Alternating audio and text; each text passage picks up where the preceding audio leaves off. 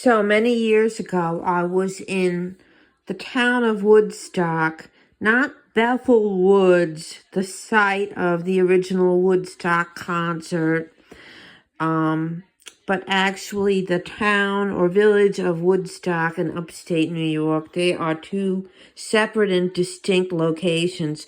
So the town of Woodstock, at the time that I was there, this was many, many years ago, was very quaint with all these little funky shops like gift shops, antique shops, secondhand stores, boutiques. Nothing was cheap. Trendy little restaurants and bistros. Very touristy type town.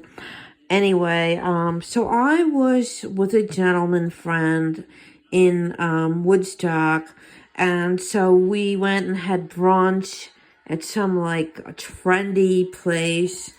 I think it was called Jason's or something like that. I can't remember. It was a man's name, and I think it began with the letter J. But it was supposed to have like these vegan pancakes, like designer food. I don't even think it tasted that good. But anyway, afterwards we went like kind of just walking through all these little crazy stores. And the owner of one of the stores, for some reason I remember this, she was very chatty. It was like quiet and deserted. And she told us that she was a Sufi, S-U-F-I. And I just remember her telling me that, Sufis, we look for the kernel of truth. Not kernel like Colonel Sanders, but kernel of corn. Like she said, there's truth, the kernel of truth. And, she was talking a little bit about it. And that's all I really remember is this woman saying that she was a Sufi, or that was one of the things she believed in, and that they believed in the kernel of truth. I'm the type of person that, I'm not going to say I haven't lied, but I'm not someone that like lies all the time and just makes a whole hobby and sport out of it.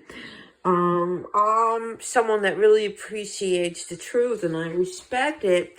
And I don't like seeing people being lied to, even if I don't like them or they don't like me or whatever. And you know what? I don't like lying because to me it's enabling, even if it's someone you love. And that's like one thing with my children when I was raising them. I told them, look, always speak the truth, even if you think you're going to be afraid, because it's going to come out sooner or later. And you might as well tell the truth. It's really in your own best interest. And I told them that I might be angry at them for what they did, but I wouldn't be angry or punish them for telling the truth.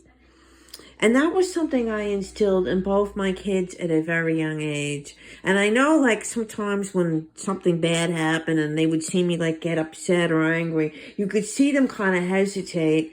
And we would kind of, like, say, well, all right, let's be neutral here. Let's take a break. Remember that thing I told you when I was little about the truth? And then, like, we would all, say, yeah, okay. Just tell me, please, just tell me the truth. Because then you know what you're working with, okay?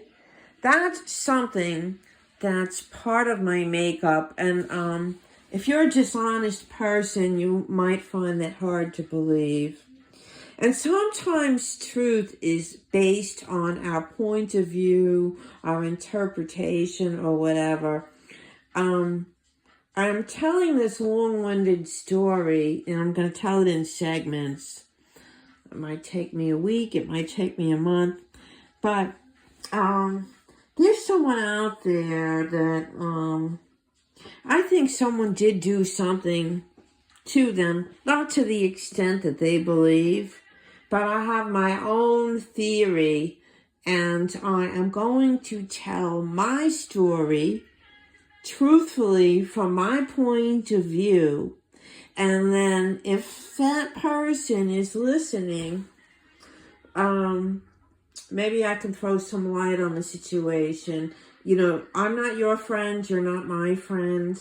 That's okay. But you know what? I think that if someone else did something